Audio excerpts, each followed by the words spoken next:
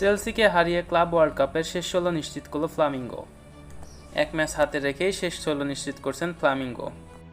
Match শুরুতেই আক্রমণাত্মক football খেলেন চেলসি, কিন্তু তাতে কোনো লাভ হয়নি।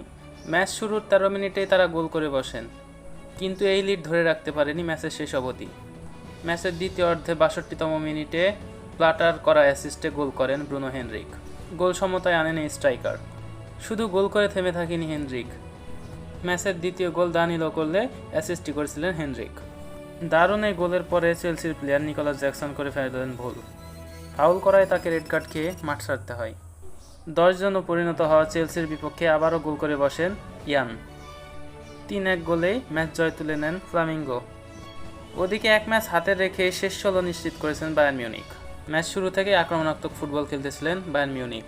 ম্যাচের 9তম মিনিটে গোল করলে ভিআরে তা বাতিল হয়। এরপর ম্যাচের 18তম মিনিটে দারুণ এক গোল করে বসেন হ্যারি কেন, ফলে 1 গোলে লিড নেয় বায়ার্ন মিউনিখ।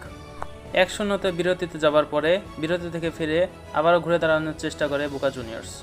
তাই তো ম্যাচের 66তম মিনিটে ভেলাস্কোর বাড়ানো বলে গোল করেন মেরেন্টিয়াল।